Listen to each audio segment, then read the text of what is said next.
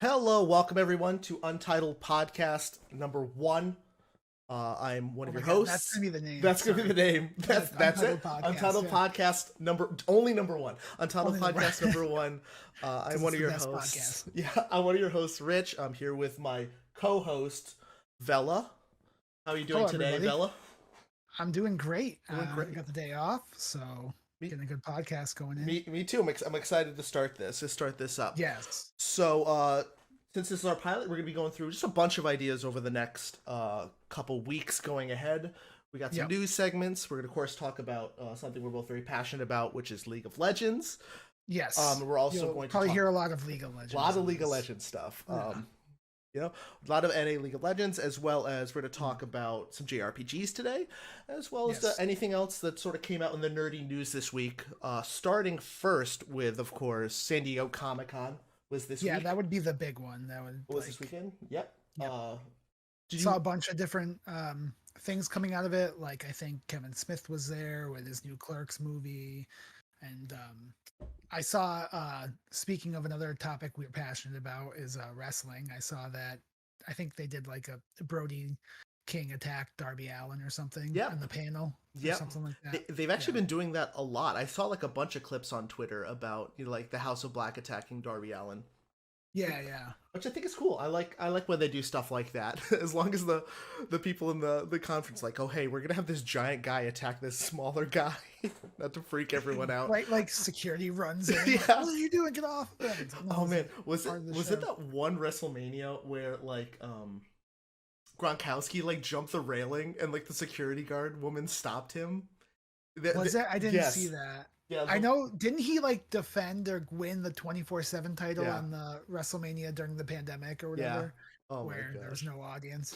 Oh man. Yeah. That what a weird time. That has to be the worst WrestleMania. Like I know this is a complete we are 2 minutes in and we're already off topic, but Yeah. that has to be the Yeah. worst WrestleMania ever because there was no people, right? The crowd really makes it. Yeah, absolutely. Absolutely. Like at first, I was like, I'm fine with this, and then after a while, you're like, maybe yeah, maybe it's a that's little something weird. we'll have to do. We'll have to like as like a long con project, we'll like Yeah, do something with WrestleManias because yeah, that'd be some interesting. of those are woo bad. Yeah. So what do you think of the Marvel timeline? I guess that's one of the bigger things coming out of SDCC.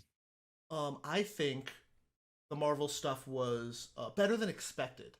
Mhm. I feel like, especially with D23, which is like Disney's big convention, they always want, Marvel, they're like any company. They want all the spotlights on them. They don't want to share the Yep. spotlights with DC or back in the day Fox X-Men stuff Yep. or as you said Kevin Smith, different things like that. Right. So I was surprised we got as many announcements and trailers as we did because usually they also keep that stuff like behind closed doors. It's like, oh hey, you're all in Right. the audience are going to see the trailer. And to be fair, there were some stuff like I think they showed Guardians 3 stuff. I think they showed Ant-Man stuff. I know they had the big timeline, which I think is kind of what they needed to do because people were having a lot of questions, and it feels like I don't have my finger on the pulse, but it feels like a general consensus I'm hearing from people is kind of like they're missing that like build up that Avengers had, where you're like building up towards Thanos and stuff Yeah. like that. Right now, we're just kind of getting some multiverse teases in there, but it's been pretty For back me, to origins, I guess. like I'm trying to acquaint Phase 4 with like Phase 1. And like Phase 1 was kind of while it had the Infinity Stones, a lot of it was kind of aimless as well, taking Right. random sidetracks here and there. But I definitely think that Phase 4 is a little bit like sort of Frankenstein together where it's like, oh, we really want to do all this Doctor Strange stuff and oh crap, we have to insert new characters and Mhm. oh, now we have a bunch of TV shows now. Right.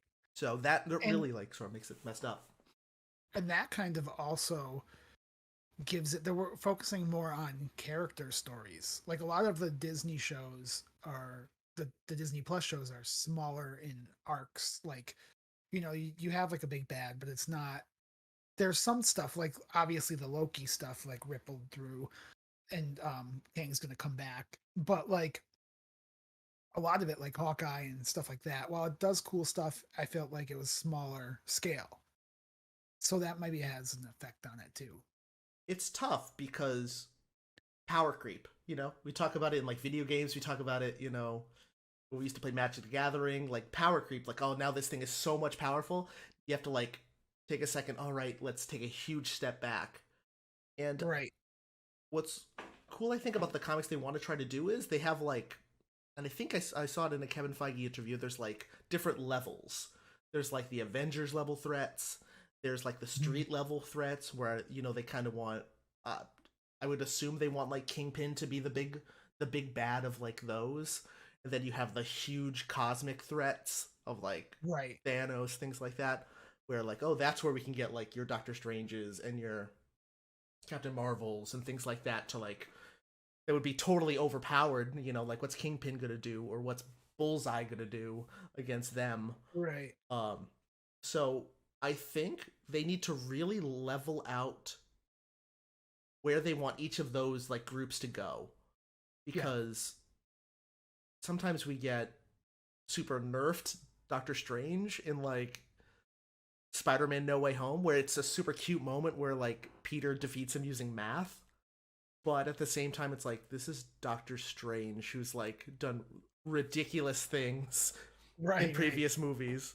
Like he's repeated time over and over to defeat a galactic threat.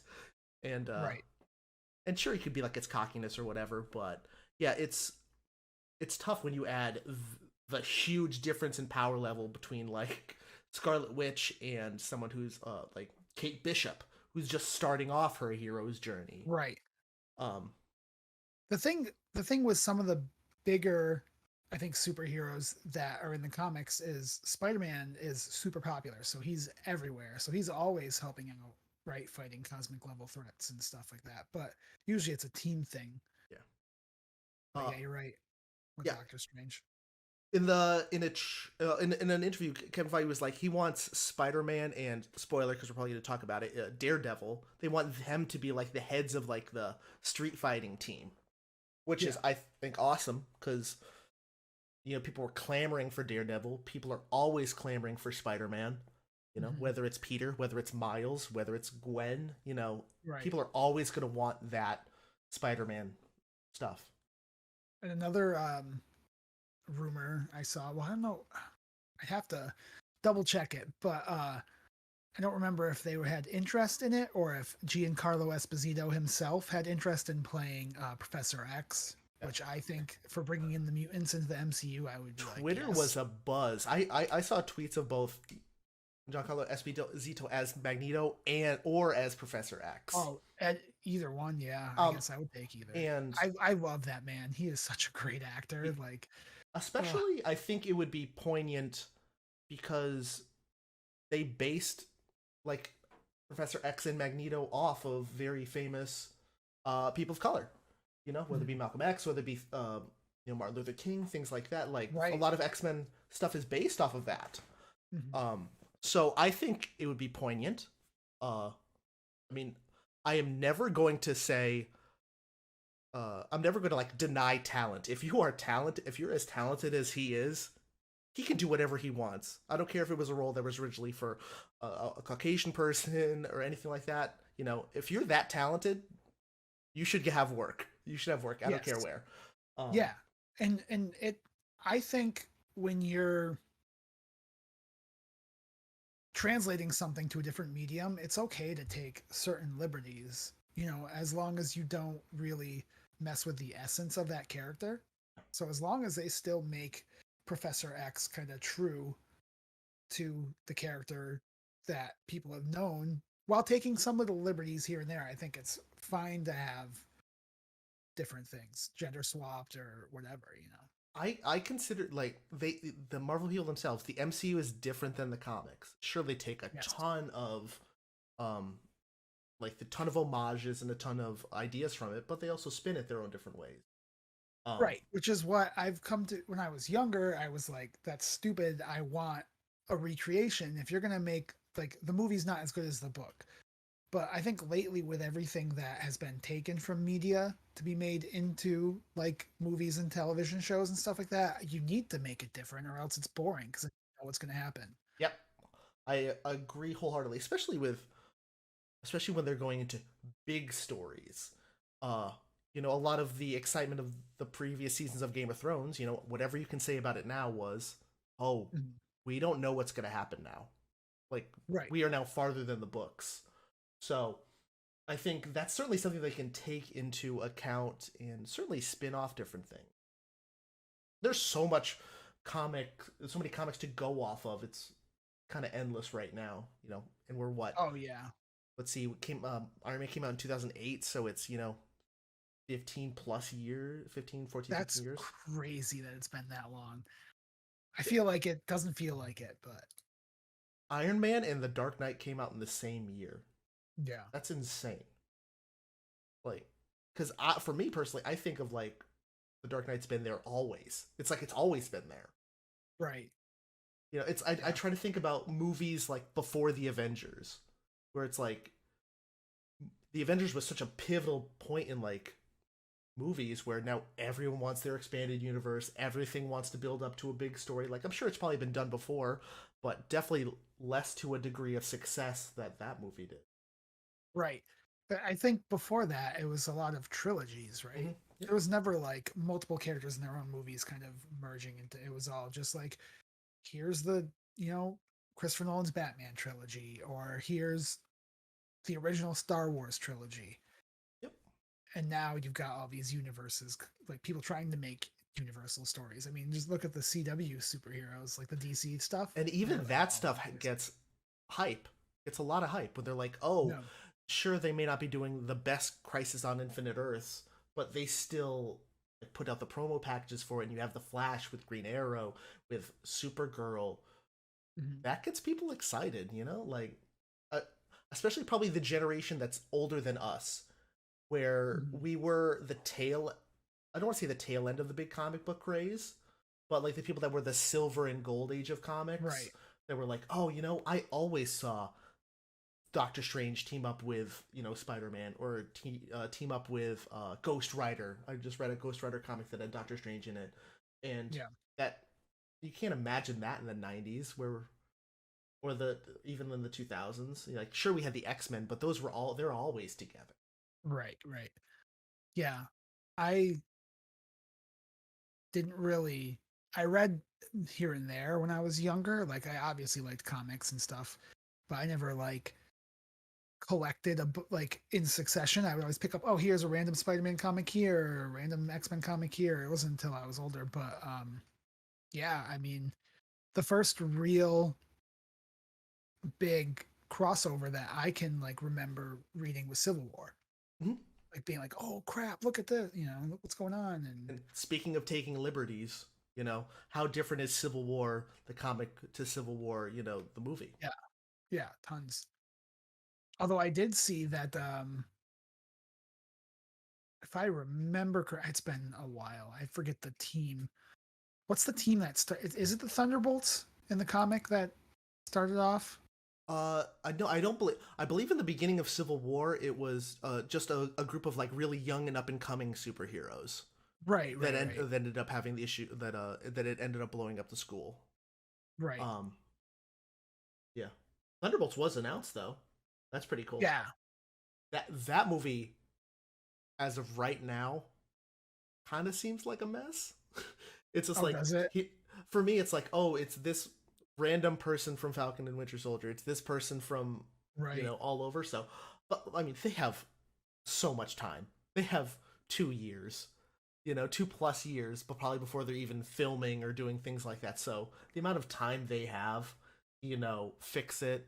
There's going to be up to million shows and movies to like pull people out from. So they're The gonna New have plenty of time. Warriors. New That's who it was. Warriors. Okay. I had to look it up because it's been a Yeah. while. So they're fighting a group of villains, and then yeah, like kills a whole school or something. Yeah. That's And what starts off and Civil that's War in not the really comic. something I think the masses want to see in R- 2022 right now. Oh, dude, no, like not right now. We're not No, gonna we're not gonna get into that stuff on this podcast. I want this to be upbeat, fun Yeah, nerdy yeah, stuff. yeah, But yeah, yeah. that's not something I want to see.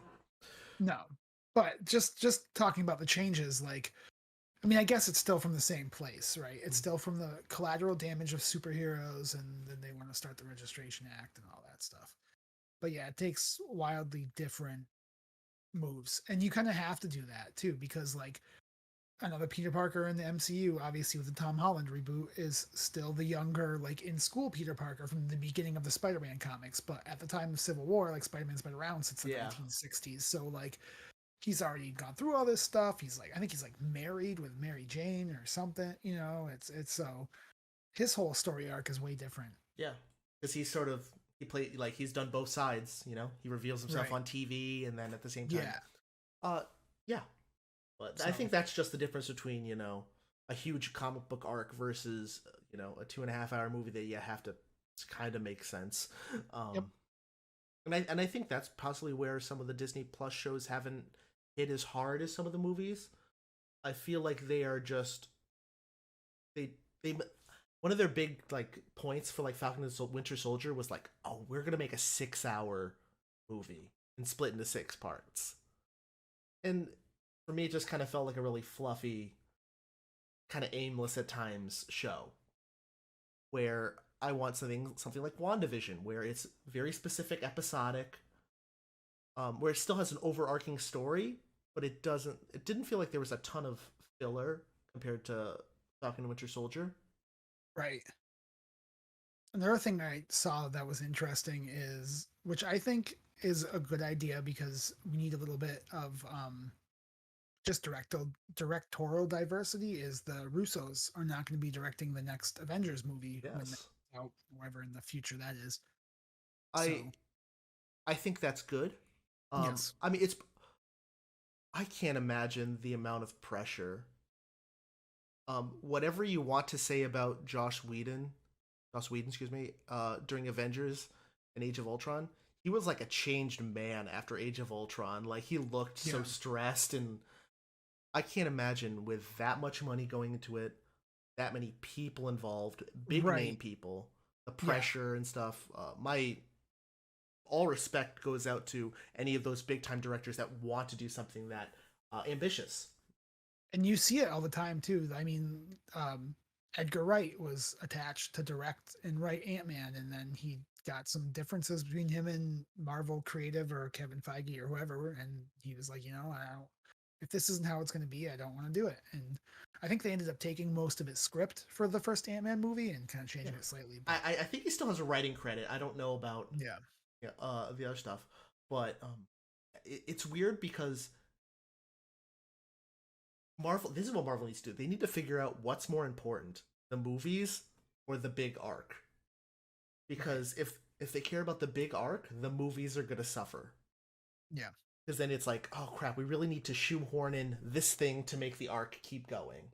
right, So that's the balance they have to sort of go by, in my yep, opinion. In my not with my music degree up there. Yeah, right, yeah, yeah, yeah, sure. Take notes. Take notes, yeah. Marvel. I mean, it's all right. People are always going to have opinions and stuff like that. So, I mean, it's yeah. As long I as mean, it's constructive. I have a film and video degree, but I haven't done any work in that realm like professionally. So, like I've done local commercials and stuff like that. But so yeah, I mean, I have my thoughts too. But As long as it's constructive and not hurtful, we're not, right. I'm not going to be smashing So, something against the wall, being like, gosh speaking darn of it. smashing something, I finally watched the She-Hulk trailer. That looks like it's going to be a fun little show. That looks Um, like it could be like a sleeper awesome show.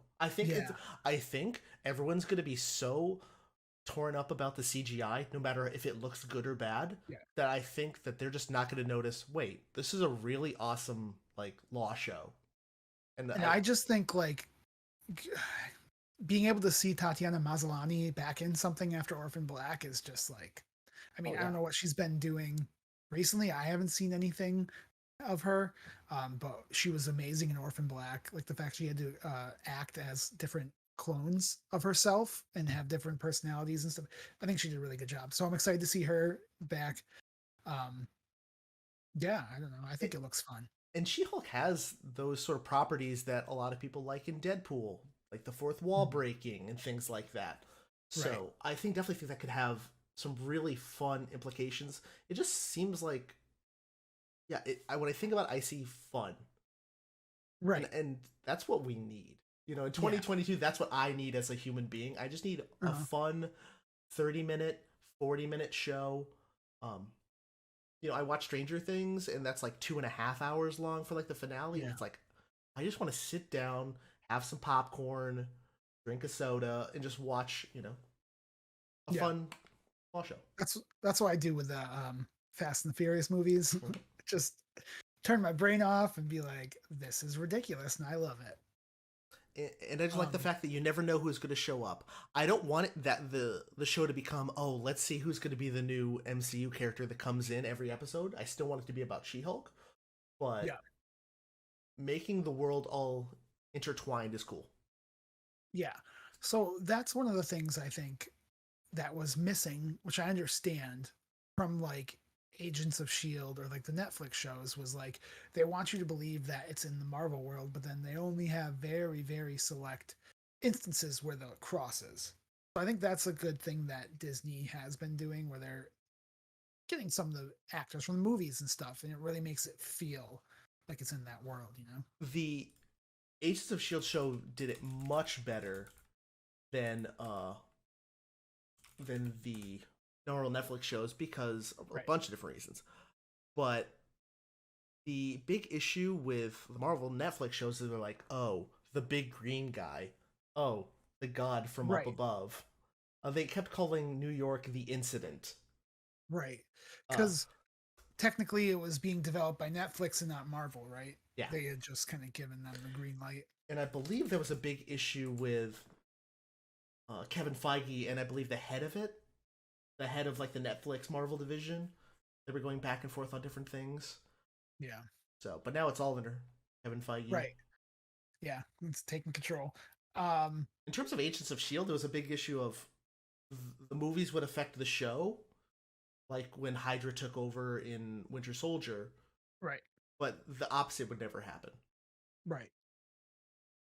Because I Which I loved guess now we have that now with the Disney shows. They are kind of like WandaVision affected Doctor Strange, you know, isn't that? and I do think in the future Marvel's gonna pick yoink what they liked from different of those either Agents of Shield or the Marvel Netflix shows.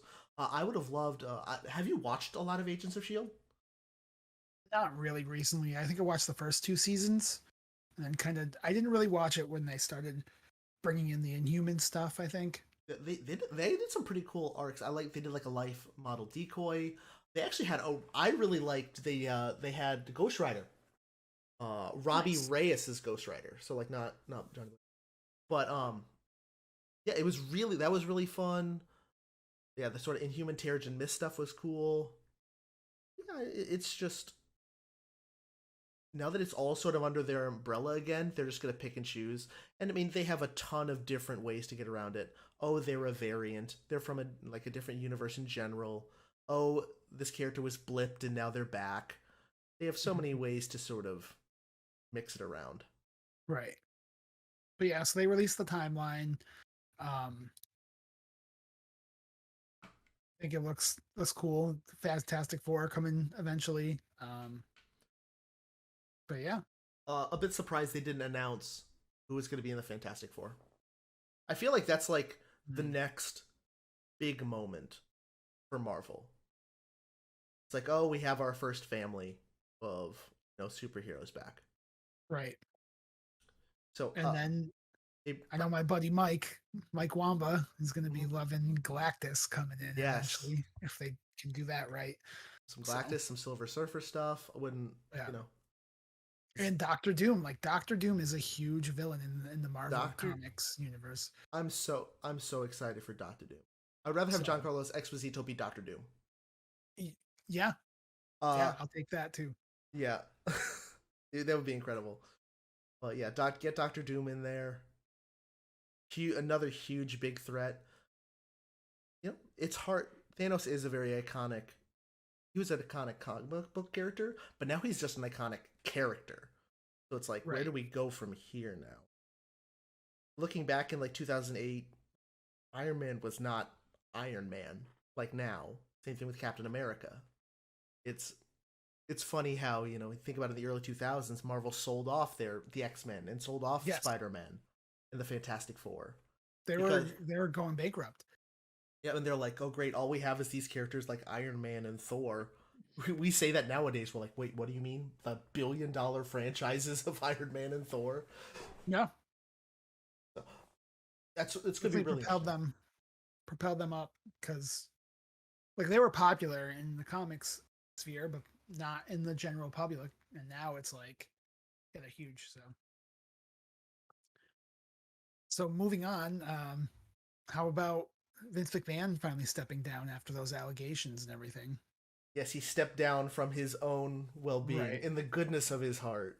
Yeah. Um, this is probably going to be a very biased section, unfortunately, because I'm not a big Vince McMahon fan in general. That's fair. Done some pretty yikes things, whether it be things Yeah. like getting rid of the territories back in the day for wrestling, Mhm. really taking all the top talent. I don't hate like the idea of like whatever you want to make money, you want to be the biggest brand, but how he sort of did it. Mhm. And then things like behind the scenes. Yeah. Apparently, there's going to be a lot of things behind the scenes. Yeah, but it was announced on Friday that he was stepping down. Stephanie, Nick Khan, and Triple H kind of taking over. Yep. And then on Monday, there's a bunch of more potential articles coming out about Vince McMahon. So this is an ongoing subject we're going to be dealing with for a long time. And there's going to be big ramifications, I think, for wrestling in general. You think so? Oh yeah, Okay. stuff like this when the biggest top guy has this much dirty laundry, Yeah. this is when Yeah. people start True. looking around. Right. Right. Well, other things are gonna pop up when's yeah.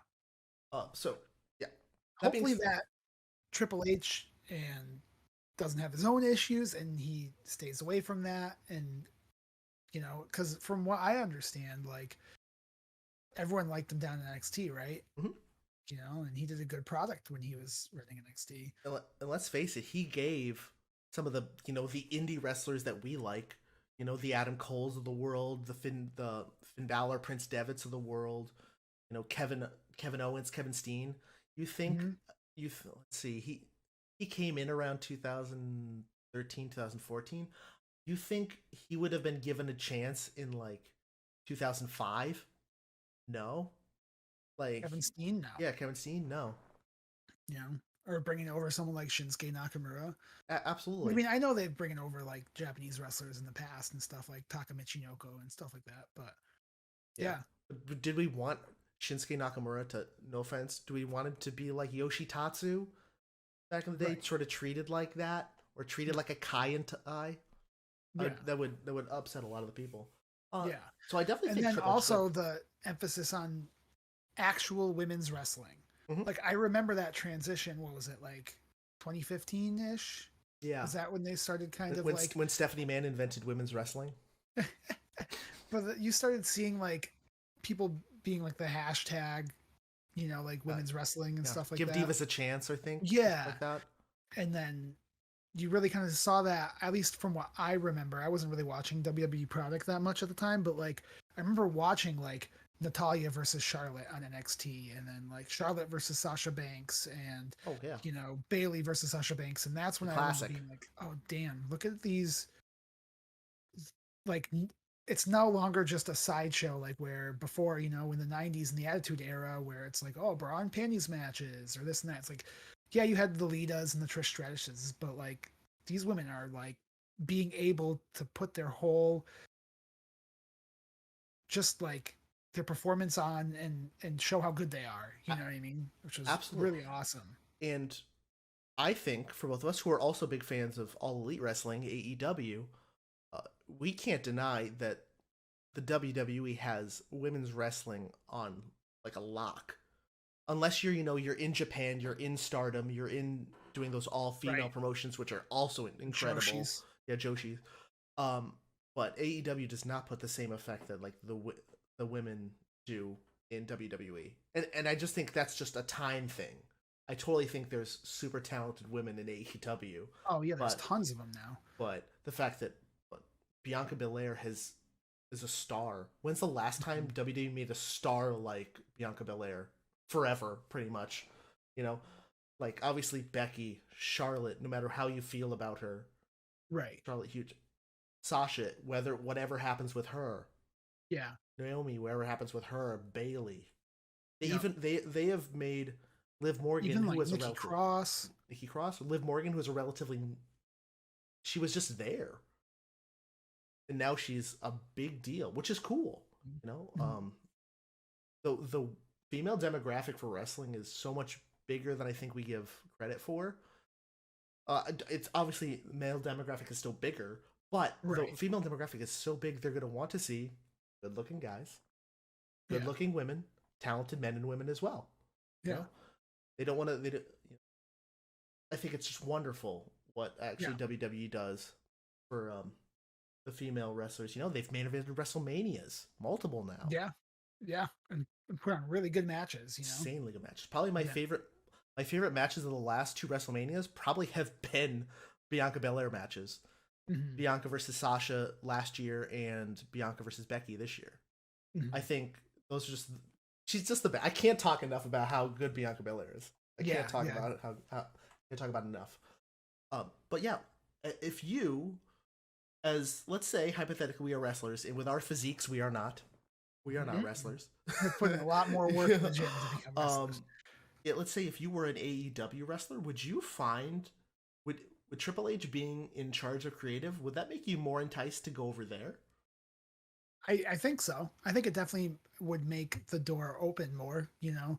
It depends on what I'm looking for, obviously, but it's like, okay, I'll get a chance to maybe actually wrestle some decent matches, Yep, you know, wrestling your over style. there. Yeah. Whereas I think like WWE right now, for me, who's a bit, I like to see interesting matches, but I also like to see interesting stories. It's like there's nothing interesting storyline wise that's going on right now. I guess in both promotions, really, there's nothing really Yep. I, interesting I would storyline agree with wise in that. I think AEW. AEW is also a little lost right now. They sort of had to they had kind of some stories. They had a ton of injuries. CM Punk got Yep. injured. Brian Danielson got injured. Things like that. And then they sort of had to do another huge 180 because it's like, oh, now we have to go do Forbidden Door with New Japan, which Right. is was awesome. That was a great But pay then per it's view. like, oh crap, now we have to get back on track. So I mean, who knows? Who knows? Maybe tonight they'll put it all together and they'll be like, all right, this is the Right. direction we're going with. Right. And then depending on whether or not the MJF stuff is actually a work or really happened, like that could be like one of the more interesting storylines that they have running. But if that actually happened and he actually wants to leave the company, then it's like, well, that storyline And is. that and then it's sort of weird because the most popular WWE storyline was, oh, this AEW guy Cody is back, Yeah. and it's just like, oh, this is he really just wants to be world champion for his father. I'm like, awesome, that's an amazing story, built in. It's amazing. He was putting on insane matches, Yeah. best matches of his Seth career. Rollins matches. Yep, Seth Rollins matches. Um, even Now, in was AEW. that because WWE finally let him wrestle the way he wanted instead of giving him these stupid gimmicks? Although I I personally, I I don't think know if this is a hot take, but I liked Stardust in a way. oh I love Like I think Stardust. when he I was doing the things with Neville, where it was like a superhero villain thing, I think if they pushed him to be like the Joker, where he's just attacking wrestlers in the ring and like putting paint on their faces, and yeah and then Neville's like the superhero that has to stop him. I thought that would have been a really cool storyline, but then they didn't really do anything with it. And then the Cosmic Ascension or whatever the heck he was I leading. unironically love Stardust. I Okay. absolutely love Stardust. Yeah. I loved it when he had his like little Mr. Sinister like wrestling Yeah. gear. Oh, I loved it. Loved it so They much. should, and then the thing with Stephen Amell, the Arrow Yeah. actor, when they could have had such a good storyline with that, I think, and they just kind of didn't. I think they were like, "Oh, let's just build up to a big match." I think it was at SummerSlam that year, and then we're just Mhm. like, no. Yeah, But I mean, I don't know. obviously Cody was a WWE guy first, went to AEW, then came Right, back. So it's like, oh, the prodigal son returns sort of story arcs. but it's just it's that whole thing is so weird to me. The fact that like wrestlers don't do anything in WWE, maybe because they're limited by creative, and WWE's got so many superstars that they have to do things with.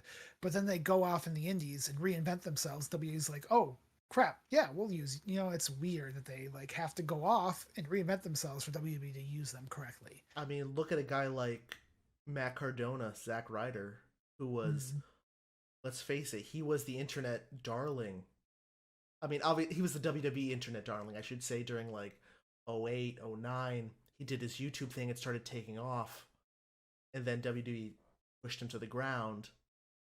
Did all those storylines where they ended up messing with his character, and then Kane would just destroy him every week. And then out of Mm-hmm. nowhere, he leaves, and we're like, oh man, he felt like such a WWE guy. He felt Mm-hmm. like it.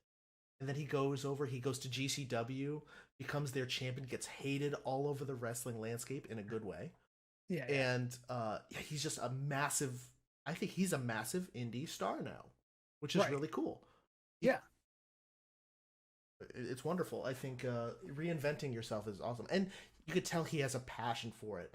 That's one thing about wrestling, is it's one of the most passionate things for me, to see both the wrestlers and the fans. Sometimes the fans I too think you much. have to be You're, like you're putting your body on the line. Like you're really like a lot of superstars when they get older, if they don't take care of themselves properly, they put awful injuries or stuff. So yeah, I that think is you a have to topic. have passion to really make it in that industry. That is a topic we could talk about at length, with Mm-hmm. that sort of stuff, with whether they need to be independent contractors, whether they need to be things like that. Obviously, looking Mm-hmm. up again at my music degree, talking about law. I'm like, Yeah. but things like that. Yeah, It's have really us interesting. we're gonna be your new player contract Yeah, attorneys yeah, with yeah. our You, entertainment me, degrees. and She-Hulk, attorneys at law. Yeah. There we go. Perfect. Perfect. Except we're gonna be esports attorneys at law. Yeah. Oh, That's the speaking new of, show oh that my Riot God, should that's make. Instead of segue. play That's segue. No. esports attorneys at law. Yeah. Well, All right. Before we start talking about LCS, and uh, before we we gush should get into about some uh, real law stuff. for how we gush about how we really like League of Legends and the LCS. Not everything is sunshine and rainbows with Riot Games, the company that created League of Legends. Yeah. Uh, Well, companies in general, not everything is always sunshine and rainbows. True, true. Riot Unfortunately. Games $100 million lawsuit for gender discrimination. This is Yep. something that has been going on since 2018, 20. I mean, it's probably been going on long before it, Right. but it was first brought to light 2018, So 2019. from what I see here, it was Riot employees who had worked at the company from 2014 to 2021. Damn, so they So were all a the way back to much smaller 2014. company back then. Yeah. And then that culture, as the company grows, that culture grows along with it. I mean, look at a company like Blizzard. Imagine Yeah. in looking back at like early 2000s or late 90s, Rich, and being like, oh yeah, that company you love playing StarCraft, you love playing Warcraft. Oh yeah, you're gonna really hate that company because of just how they treat people. Like I would have been like, you're out of your mind. But Blizzard is so like a weird, like it's so weird to talk about them right now. I want to be excited about Overwatch 2. I want to be excited about Diablo 4 whenever more StarCraft stuff happens, but it's just like it's always this giant looming cloud of, oh well, they're kind of scumbags. And to be fair, we're going to talk about League. Riot has been that way in the past. I don't know what's changed. There's been no new stuff really that's come out about Riot recently with that sort of gender discrimination stuff. So hopefully they're improving. But Yeah. I mean, they said they were, but a corporate statement is yeah, different than yeah, what PR. actually is happening. Yeah. But yeah, $100 million lawsuit for gender discrimination, 80 million to the people that filed, and 20 million to cover the legal fees. So Hmm. hey, I'm glad they. I hopefully they get something to make them, uh, sort of given something for what they've had to deal with. And I hope it truly gets better, because I like League, but I like people getting treated good better. Right. Yeah. Especially when it's a game that we've been playing for a long time and we've developed sort of a symbiosis with. We I don't want to have bad connotations associated with them. You know, we want that place. We want to be proud to be like, yeah, we play this game. Yeah, this, you know. So I would go far to say is our friendship pretty much only grew because of League of Legends. Sure, I saw you once or twice playing Magic, but we did not right, start talking truly until League of Legends. So that's one thing I'll always be grateful for League of Legends. You know, I left where we grew up, where everyone grew up, and I moved down, thousands of miles away. But I still talk to you all almost every day. We still play games all the time. That's the beauty of video games in general, but in particular in this scenario, League of Legends. yeah. So, let's move on. We've got the Riot stuff out of the way. Anything else you want to talk about with the news section? No, not really. I was just kind of looking through this article to see Oh the yeah. CEO's name because I know that was one of them. Not the CEO, not like Mark Merrill or Brandon Beck that owned the company, but there was something I know. You and I both like Monty and Thorin. Mm-hmm. They're polarizing Yep. figures in the Yep. league community We because probably wouldn't be doing this as well if it weren't for them. They are. right. They like to they talk a lot about Riot and the things they did, but I know they said something or and I know this is like conjecture. I'm taking it from another source and stuff like that, but like one of the guys, the heads in Riot, I think was one of the people that had been, contributing to this like bro culture or whatever, and he was still there. They hadn't done anything to remove him or whatever. So I don't know. I don't know if that matters or anything. I think for me, it matters a ton. Mhm. I imagine if I was a female worker who got who got harassed, and then you still see they're at the top of the company, so you see their face everywhere, you see their name everywhere. For me, that's a big like yikes.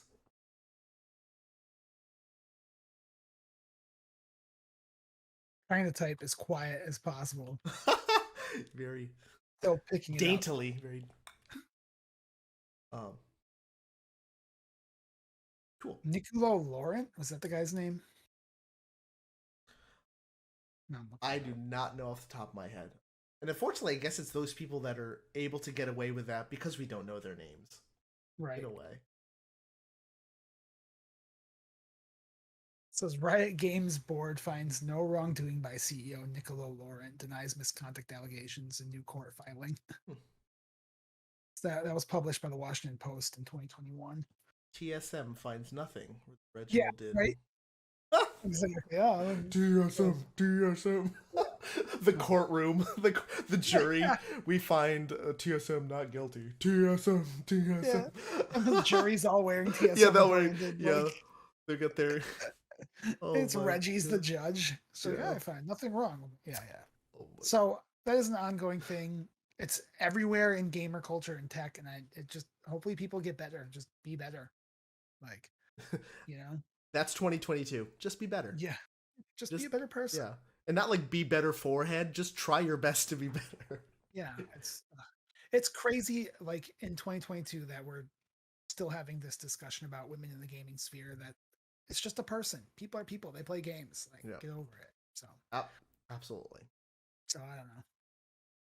But yeah, so let's move on to lighter topics. Well, depending on whose team you're a fan of, Depending and on if you're run into the NALCS. uh, Depending if you're one of the CLG hopeful, even though they've been looking better this split oh yeah, true. Oh, after the Bud but Light firing or whatever. before we actually get into the LCS stuff, Okay. we got to say the name of this segment. We didn't spend all this time coming up Oh with a my name for God, that's right. we Bam, the, bam, bam, bam, bam. this segment is going to be called Scraping Silver. Two silver players, two silver ranked players talking about LCS. All Sometimes credit, kind of gold. yeah, sometimes kind of gold at the end of the season when you're desperate to get a skin. Yeah, That's that's gonna the be only reason why an I do it. asterisk to be like sometimes we try to get gold. Yeah. That was all Vella's idea, so he gets all the credit for saying scraping silver. Thank you. But yeah, LCS. Let me pull out my Yeah. notepad because I wrote Yeah. down some stuff for that. So eventually, I do want to cover some international leagues like LCK and stuff because I know in the past we were big LCK watchers. Huge LCK watchers, and then There's I'm big too LPL. much. It's too much right now for me. I don't know. I'm just like can watch. It's so easy to get it now. You know, there are Absolutely. streams everywhere. And I So think right now, League of Legends, at least on the professional level, I think it's great. I think it's fun. I know a lot mhm. of people are like, "Oh, durability patch, like Resident Sleeper, time to go to bed, wait 20 minutes and then start fighting." But Yep. that's not, excuse me, that's not how it is in China. China, No. they just still brawl, they still tower dive, do all that sort of stuff. Yeah. Yet again, other podcasts that I've listened to, which I feel don't like I'm give them shooting our. don't give them the free promotion. Just saying I'm other. not. I'm not going to give them the free promotion, but I am going to say that I am kind of shooting ourselves in the foot here, in saying that they are more knowledgeable or better at the game than we are. Mhm. I think our strength comes from watching games for so long and stuff like that, and just being like you said previously, the everyman. We're going to be your Yeah, everyman we're intro into the LCS.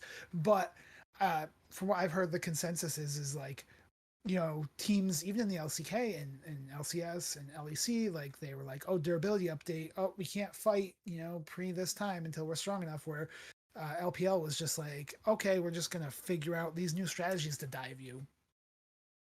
Good luck.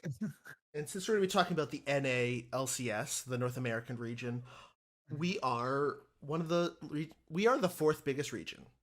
Yeah. We are the fourth biggest region after China, Korea, Europe, and then it's us. Yes. And I think that's right where we belong. People think, oh, we're from NA, so we should be the number one ranked team. I don't agree at all. Since we're the fourth biggest region, it makes sense that we're the fourth most successful group. Right. Well, I mean, even if you think about it, again, take this with a grain of salt because I don't have like all the data in front of me, but America or North America or whatever does generally pretty well when it comes to athletic competitions. Like basketball, our teams do pretty well internationally. Hockey is more Canada, but like, you know, you get the Canadian and we do pretty well there. Baseball, stuff like that. But when it comes down to video games, it's largely East Asian based, like South Korea and China, and even with first person shooters, it's usually Europe, Mm-hmm. right? That CS:GO that Yep. dominates. So It's in their it's been in their culture for so long, especially EU, as you said, with the FPS games, and then of course, yeah, uh, Brood Asia, War. yeah, Brood War. They were I mean, doing esports a decade, like decades plus yeah, before we were at I least before we really remember. refined it. Right, I remember my buddy telling me that there was like a TV channel, like South Korea had TV channels dedicated to esports. So Yeah. kind of like ESPN over here, but it was for esports, and they would broadcast like StarCraft and stuff like that. So Mhm. yeah, they've been doing it for a long time. But all that being said, I think LCS has been looking really fun the last 2 weeks. I think we finally have some pretty. I don't want to say there's storylines building, but there are a few. But I really like the influx of new players. Yeah. Rookies been giving a chance, then getting sent back to academy. Yeah. As I checked Reddit this morning, with who T- who was that? Soul from TSM back to academy. And who are So they putting in top lane? Solo, Okay. who is their academy top laner. I mean, and Mhm. Solo has way more experience, but I feel like they should have gave Soul. I mean, I think he didn't feel like his performance was good enough. I think Okay. that was a him decision. I mean, Okay. that's could be a PR person saying that, Right. but you know, giving these rookies a chance. This is definitely the. I think this is a good time to start doing this podcast because I feel like NALCS is going to be going through the big change, and I think it's going to be an exciting change. So I want us to sort Yeah. of keep up on it. Yeah, that'll be good. Um, yeah, I really just want to see something like TSM. Like, I don't know. I don't think they can make a run, right, at Worlds this year. So just index into developing. Like, don't try to, like, the same thing that happened to CLG. Was it last year? Yeah, it was last year where they just got all these, like, semi-retired or like going out of the scene pros that were like seen as middle of the pack in professional play, and they were just kind of like, we need to win, so we're going to put them on a team, and it failed horribly. And then they had that, of course, what I was talking about earlier, where they had the ad for Bud Light while the coach was Oh my saying, "You're probably gosh. not going to be playing together again. This is the last time this roster is going to That was, be here." Like, that's insane. what? We So people are like, why league? Why it's stuff like that.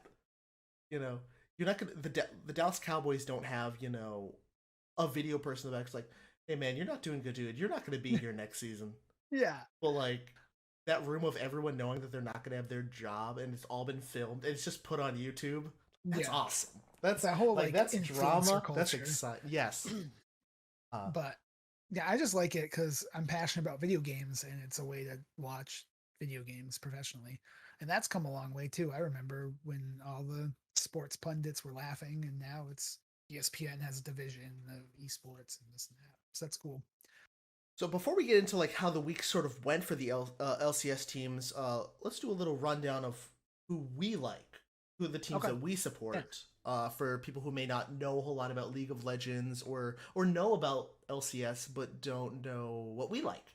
So please, you go first. Talk about the team you like, maybe why you like them, reasons why. Oh my God, you're looking for your jersey. Oh my Yeah, God, I was looking disgusting. for I was looking for something, but I have another.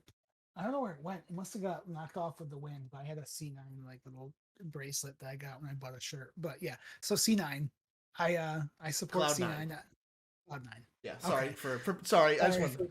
for yeah Damn, for sorry. the two people that listen that aren't our friends right now that are listening to this Hi podcast. Wamba. Hi Wamba. Hey, how's it going? No, yeah. So Cloud9, they were an organization started around earlier than that, but like they really came into the LCS when the LCS became a thing around 2014. It was Jack, who used to be a general manager at TSM, and Definitely he a high left manager and position. yeah, formed his own thing. But they found a team. So I'll just keep this quick. They found a team basically in the Wild West of the esports scene. League had like a tournament series, kind of like how CS:GO has majors or fighting games have tournaments. Um, you would go on a circuit. You play these different tournaments, IEM, MLG, whatever, and get points. And they found a amateur team, and then the LCS started, and they got their way in. And the reason why I became a fan was because they were this team of seemingly rookies like that they had just picked up from the independent scene, made a team, like blew through the relegation or tournament or whatever it is, the inclusion tournament to get into the LCS when they were making it, like speed ran it. Like I think they had really fast times, like they were winning games in like 24 minutes. Didn't drop hardly any games at all. Then they get into the LCS and they go like 8-0 in their first couple weeks or something. Yeah. They were like pretty like I think they ended up going like 14-2 or 18-2 that season. They like dominated. Yeah. So I was like by like week 2 I was like, okay, I'm on the hype train. And I got on the hype train and hasn't stopped. And Yeah. so for me, one of the reasons why I know they haven't done always made the best decisions going forward, but at the time a big thing for me was like I don't want to support an org that kind of does shady things, which is no offense to anyone who's TSM fans, but that's how I saw TSM. Yep. Like I actually thought about being a fan of TSM when I first saw that. I can remember this clearly. My first esports like League of Legends things that I started watching was when there was Epic Gamer with Dan Din, Reggie's brother. Epic Gamer with like Salse and like Westress oh my in the God. top lane. That's how I started playing Akali, was because of him. So I'm gonna make I a little saw West that. Rice counter where Yeah. West Rice here. Yes. So so I started looking at TSM because they were really good, and then I realized that most of them were a bunch of jerks, so I didn't want to follow them. But yeah, and then you would hear some shady dealings with players. So I felt C9 didn't really do that, and so I was like, cool, this will be my org. And I wanted to find an organization to support because growing up, my dad's a big sports fan. He loves like the New York Giants, the Boston Bruins, Boston Red Sox. In that realm, you pick a team. Usually, it's geological. It's like based to your location, and then you're a fan of that team. And I kind of felt like that needed to. I didn't want to jump from team to team, so I was like, "This is my org. This is who I'm supporting." That's my story. Oh, that's what I like what you said there is you said you wanted to support a team. Esports in general is so new to the scene compared to baseball, compared to basketball, where people don't have their set in stone favorite team, especially in the early years of LCS, where players were getting moved around all the time. Yes. That you become a fan of players and not the team. Mm-hmm. That's so big that especially because as I'm probably gonna reference C9 when I talk about some of my favorite teams, especially my current favorite team, which is 100 Thieves, 100T. They have a core group of players. They are the first roster in I think 5 or 6 years that have had the same 5 people for multiple splits, like for 3 splits. And I think the last group to do it was the sort of C9 that you fell in love with. Mm-hmm. And I think that's so key because there's so much rate of switching teams, whether it be, people going to TSM or people going to CLG or people going to Dig, all these sort of teams that we're going to talk about. It's just so wild that these 5 people, one, probably like each other enough to stay together. Because let's face it, any esports game, any competitive game, there's going to be egos, whether they want to or not. So that's just how people are. But yeah, I love 100 Thieves. I've always loved Someday, their top laner. I used to watch him when he played in Korea, when he was one of the best top laners in the world in Korea. Yep. Then he came over to LCS. I've never heard anyone say a bad word about him. Other pros are like, dude, Someday is such a nice teammate. He's selfless. I'm always going to be biased towards top laners because in when I play League of Legends with all my friends, I'm a top laner.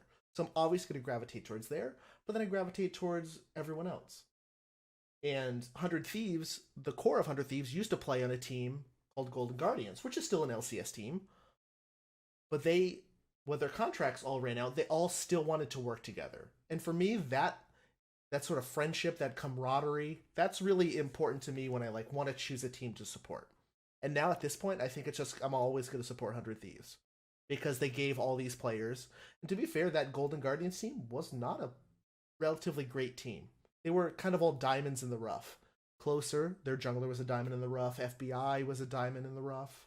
And then they certainly grew up to be very, very potent League of Legends players in North America, which is fun. So, you love C9. I like 100 Thieves. We wanted to preface that because our teams went 2-0 this week. Games were a little rough for I didn't want to mention. I didn't want to mention it right away, but how do you feel about? I don't want to. No hyperbole, but that might have been the worst 2-0 I've ever seen from C9 in the history of. They almost. I think they almost lost both of those games. Yeah.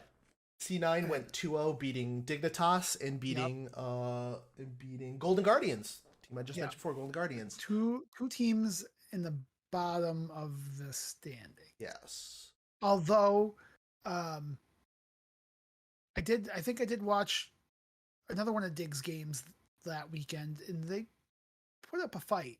So they're not laying down by any means, but yeah, you want to see in a team that is slated like C9, who at the beginning of the year in the power rankings is supposed to be in the top 4. You want to see a better showing against a team like Dig, who's like 2-8. I think they're 1-9 right now. Yeah, I think they're 1-9. Yeah, I think Dig is Dignitas is kind of in the dirt right now. Dignitas Quantum Pay. They're 2-9. Oh, they're 2-9. Okay. And then the week previous, they lost to Immortals, who had been looked like definitively the worst team in the league. Yep. So yeah, I don't know. I think you're correct in that assumption. I don't think they looked very good in those wins, but they're wins. I do feel like C9 in general is a very weak second half of the season team. They turn it on in playoffs.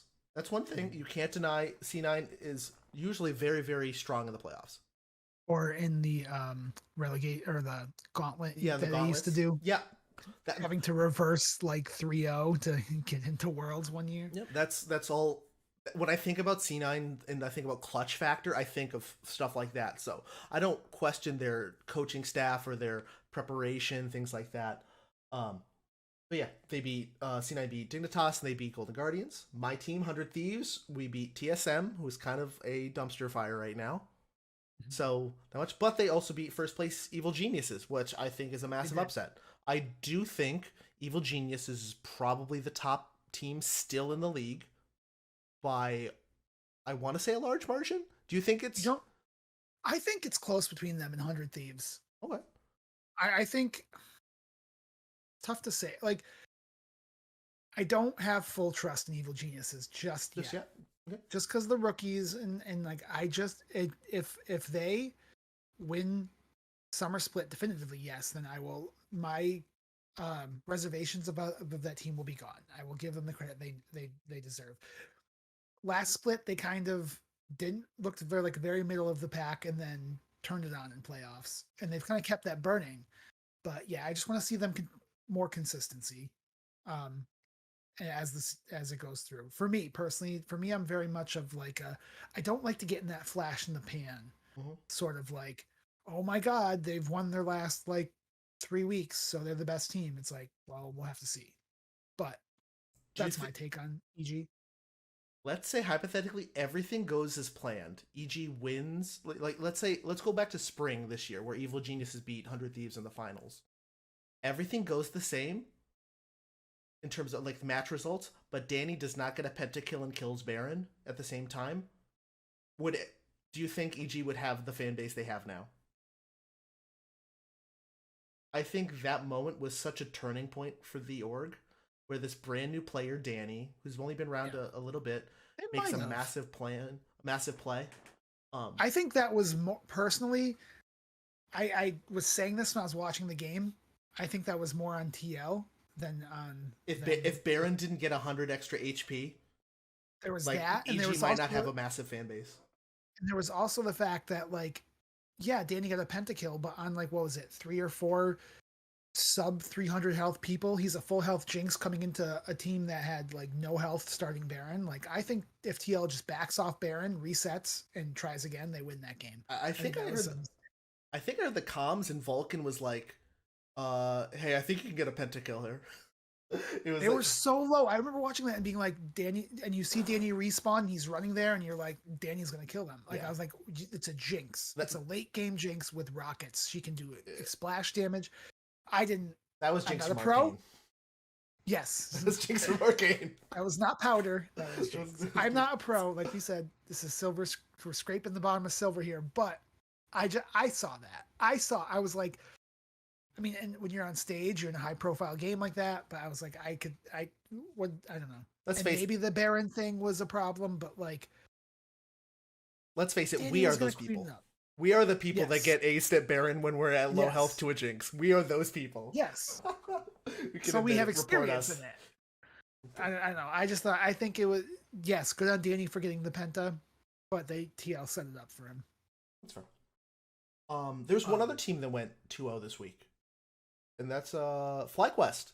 FlyQuest went 2-0. well, They also you beat know, I watched all the games, but I could not tell you the they match they also scores. beat Golden Guardians and It's Dignitas. probably So not once a good again, look for this podcast. oh, I cheated. I just wrote everything down, so I look like a Nice. mastermind.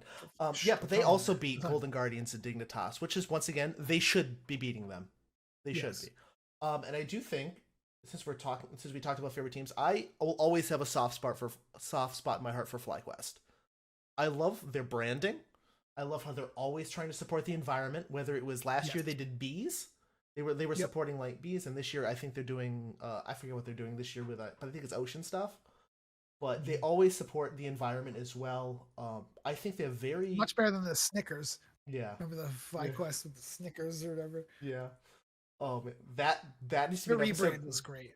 That needs to be a future podcast where we just talk about terrible esports branding. Mm. Um, I was having a discussion about this. I think it's been like that in soccer / European football for a long time, where I think like their teams have big, like on their jerseys, just big logos right and then they have the little team logo small up here. team logo there, yeah.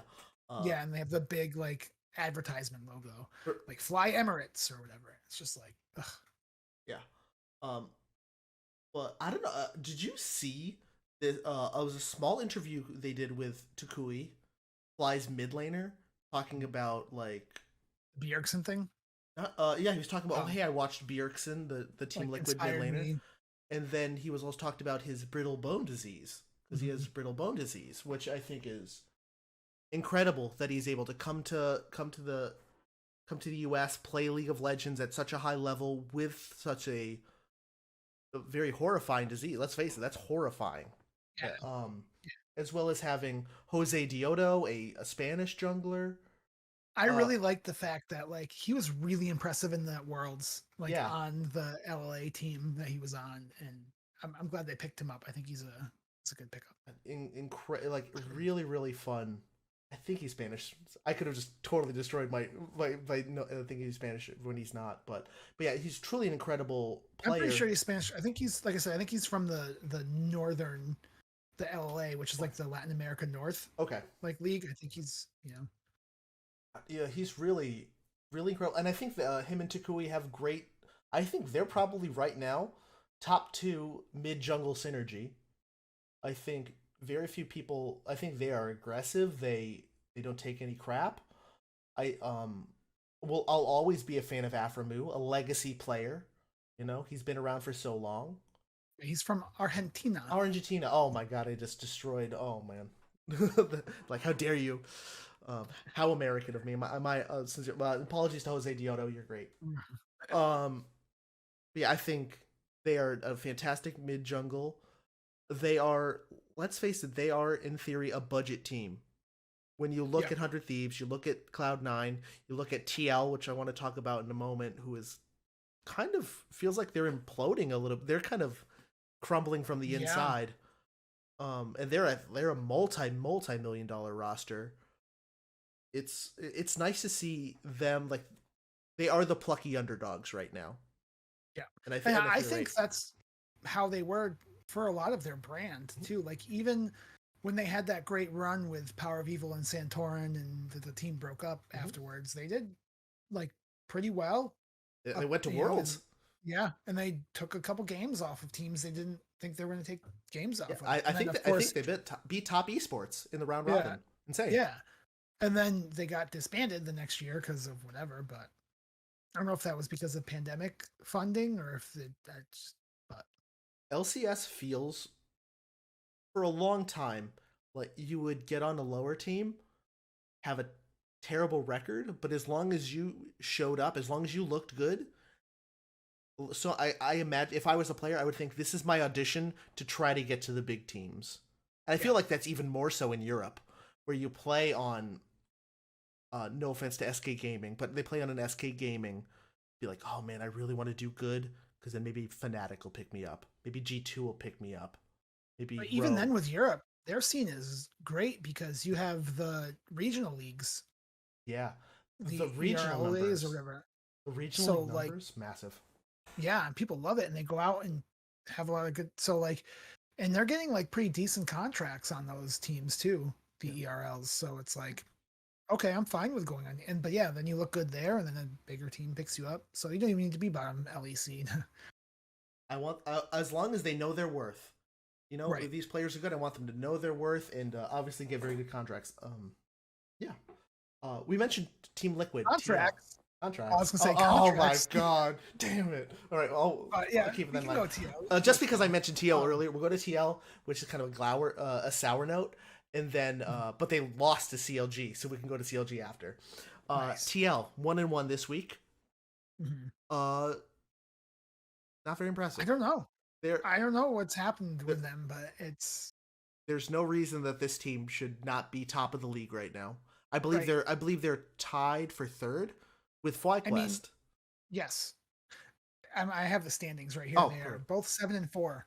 But yeah, it's you would think like so what last year what was it? It was Jensen in the mid lane, right? And tactical on ADC. It was And they last year. Yeah, it was. yeah, last year. That's what I'm saying. So then you think of the upgrades they get, or and who was their top laner? Why Alfari. can't Alfari. Alfari. So that was a you thought he was gonna come in and be and he was very great in lane, Mm-hmm. but and then team wide's not as good, I don't think. Yeah. Because like wasn't he like one of like the highest damage per minute top laners in the league and Oh stuff, yeah, Alfari. he was Yeah. he was on the last place team in 20 in one split, but he was the all pro top laner Yeah. Yeah. Back in in the LEC, LEC. right? That's Yeah. insane. Was he was That's the perfect idea of going from that, hey, I'm playing on maybe potentially a worse team. This is my audition to make the money. was Origin still in the league? I Was it think it was Origin that he Origin. was on? I think it was But yeah, Origin. yeah. And so yeah, so you trade Alfari out for Bwipo, who's still a very good top laner. You trade Tactical out for Hans Sama, who is arguably one of the best ADCs in LEC. Yep. And Best in get the West. Bjergsen back. Like that team on paper should, and with Core JJ, and now Santorin in the jungle, that team on paper should, yeah, they should be where Evil Geniuses is right now. Especially when you have Santorin and Core who've worked together for a year and a half at this point. They should have that jungle support synergy. I think the second most important synergy in the game. Mid jungle is probably the most important, then jungle support, since they do roaming, do warding. Did Bjergsen and Santorin play together on TSM when they were both on TSM? Yes, they did. Yes, they did. Okay, so like you should have the synergies there. It's disappointing. Team Liquid is looking disappointing right now. I still think they're gonna. These are still best of ones. I still think in playoffs they're gonna do better in a best of 5. Absolutely. But... I hope they're sandbagging or trying new stuff, but like I don't need them first picking Draven. Like, is Hans Sama, isn't that like one of the picks he's known for though? Yeah, it is absolutely, but I don't want him to first pick it. Right. Because no one's gonna ban Draven. Yeah, no one's gonna like. Does he have bad matchups? Maybe they're trying to. Well, no, because then they could just their team pick just him pick into last. it. Yeah. Yeah. I mean, and of course, this could all just be doomer talk. They could just go 2-0 the next 2 weeks, and we'll be like, well, we're just idiots. We are indeed silver. Yeah. They could Smurf playoffs and just be like, lose a game, drop a game in a series, and then just, so. But when you have a roster like that, you should be, because let's face it, they're fighting for this playoffs. I feel is going to be so volatile for NA. We got some wild card teams like FlyQuest, even teams that can take games. I still think Immortals has a decent roster. I don't think they're going to win a ton of games, but I think from where they looked at the beginning of the split, where they were getting perfect gamed, they look where they a are lot now, better. Yeah. Where they are now. And I'm not saying that just because they beat C9. I do think that even in their losses, and even the casters were saying it during the games, that they feels something has changed for this team during the break. And even though they're not winning all their games, they're at least competitive. Yes. Like it felt like seeing some of the stakes they made earlier in the split and stuff, it was like this team has rolled over and died. Yeah. And it doesn't feel like that way anymore. It feels like you talked about CLG from like last year, where it's just like they would get a massive lead and then just slowly wither away. Oh, hey, we'll give up that dragon. It's fine. Oh, hey, we'll give up that Baron. That's fine. Then all of a sudden they have Ocean Soul, Baron, and they have position for Elder Dragon. And it's like, oh, wait, I guess we just lose now, even though we were 8k up for, 15 minutes ago or something. Right, or they take a bad fight, or they just get rolled. They're in the wrong place, the wrong time. Yeah, and they have decent players like Power of Evil. I mean, he had a good game against C9. He's had some good games lately, but he's had some real bad games earlier in the season. And you don't really think of that as that player. You think of, I mean, he does these weird builds and stuff, but he's usually pretty steady. He's usually like a rock. Yep. And Revenge is a good top laner, I feel like. I feel like he's been the shining light in that team, where it's always like Revenge versus I go back and forth all the time on Revenge. I love, as I said, I'm a top laner. I always will love top laners. I watched Revenge stream a ton when he was like the ladder grinder, where every year he would be top 5 challenger for years. So like I watched him play Jace, watched him play Fiora, Aurelia, things like that. But it's very weird because I think Immortals thinks of Revenge as like their player.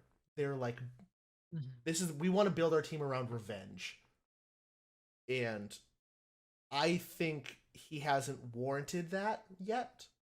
I would rather Revenge go to a different team where he doesn't have to be like the guy that everyone's looking for. I think he can definitely. I still think he's been playing the best on Immortals. I agree with that. I would agree with that. Yeah. But like I think of we think about the splash he made when he first started. He started last year, so not too long ago.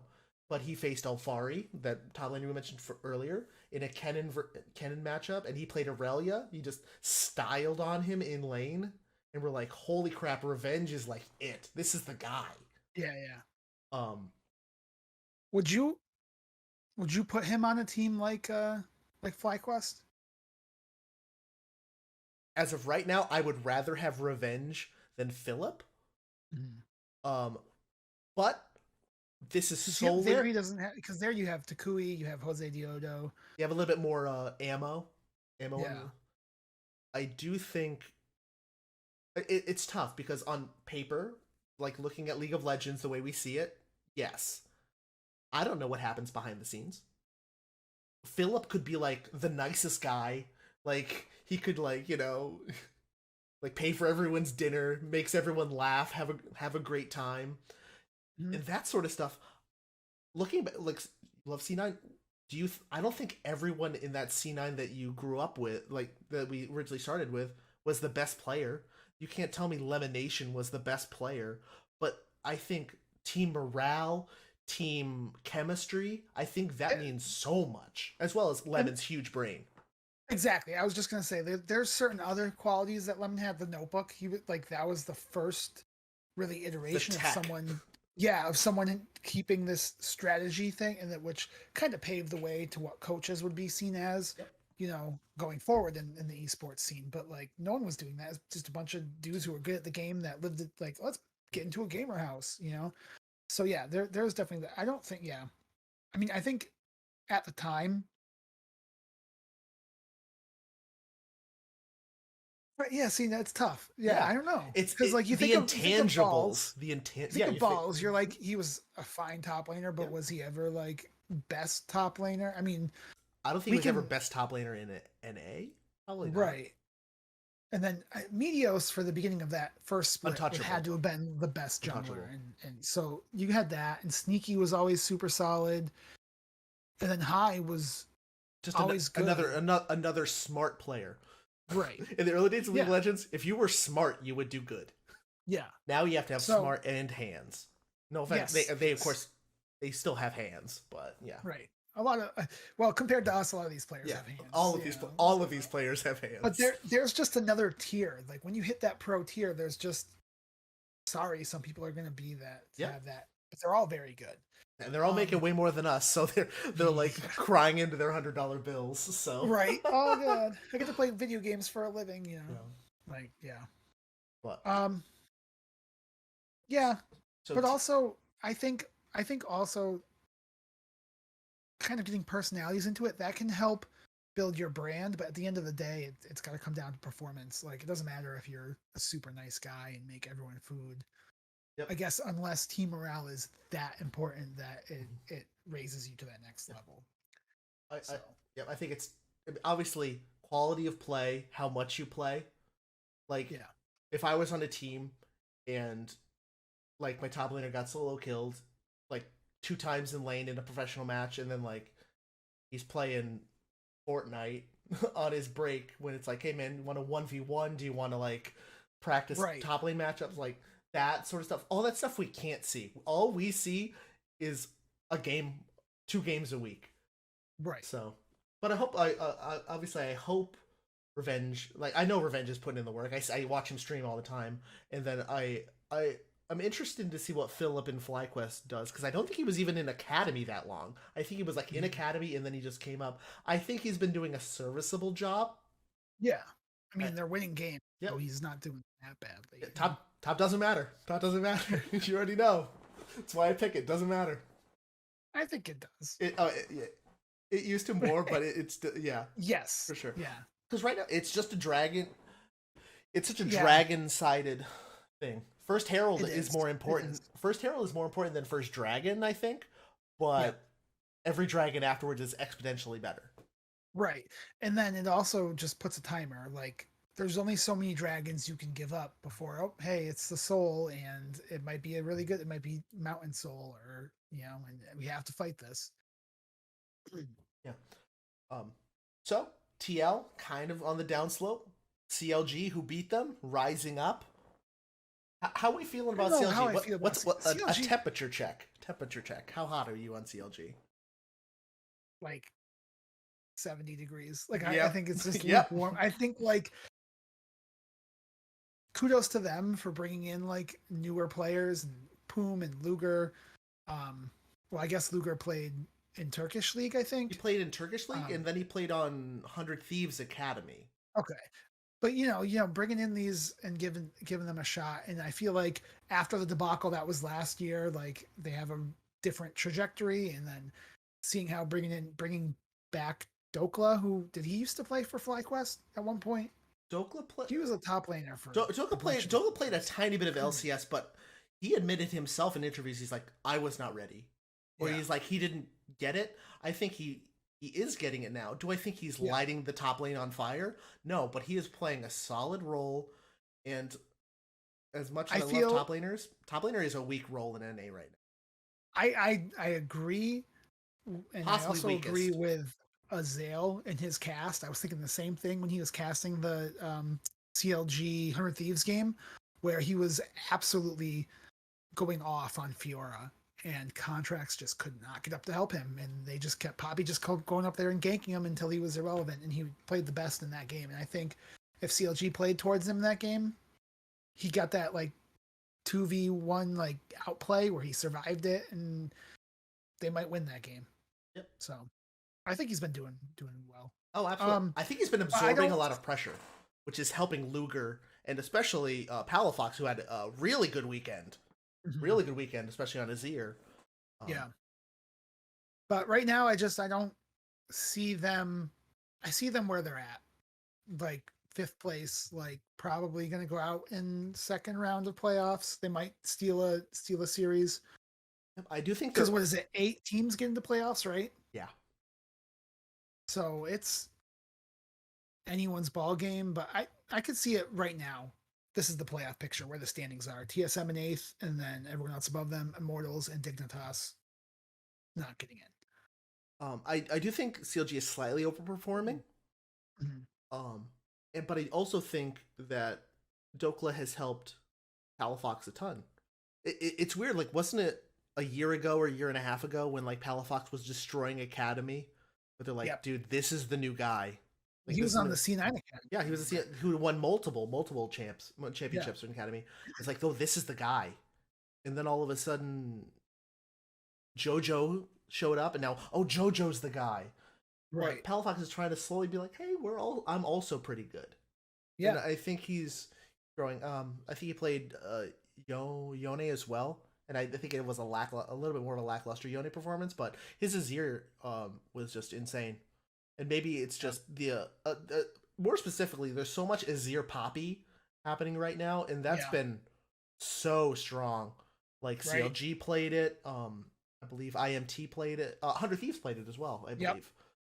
yep. That's just kind of you know the easy spice. Abadag. Speaking of that CLG 100 Thieves game, Abadage's Silas Yep, Poppy. it's really really strong. Is there any other team you really want to talk about? We could talk about EG. Do you want to talk EG? Because I don't really have Well, you were much to going to say. talk about TSM, right? Oh yeah, TSM. Yeah, Because I think Dignitas, I don't. There's really Gamsu's back. That's kind of yeah. cool. He's been in Did, multiple games. He was in Overwatch for a did you see while. what happened this morning? Um, What got announced? no, River, the best performing player on Dig, is going to Golden Guardians. really. Yeah, What are they like doing with Pride Stalker? Pride Stalker is going down to Academy. Oh, huh.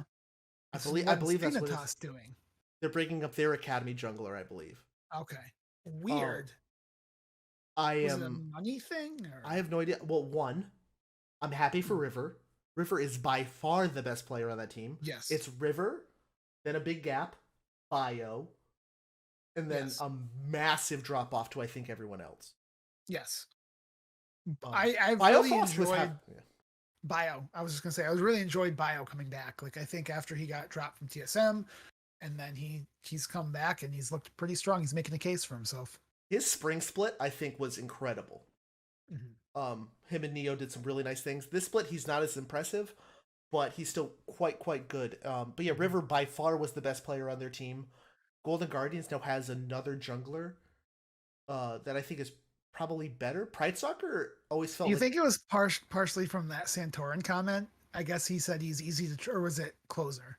One of them said he yeah, was easy to track, and then proved it in the game. It was like an before game interview where he was just like, I feel like I'll smoke him. I know his pathing, and then like proceeded to just figure out where he that was at stuff all points. does get to people. It's like Yeah, when you're like, hey, I got this guy's number. I mean, at the same time, Fudge was like, I'm gonna poop all over Gamsu, and then it was not pretty. But he won the game. yeah. That's what matters. The dub. Was that was the Kale game, right? I I believe. think it was Kale versus Gragas. Yeah, I know he played Gragas. Gamsu played Gragas. Um, it was really yeah, really good for River. I think Golden Guardian gets much better because of it. Especially for someone who I think has had a pretty underwhelming split. A Blaze Olive.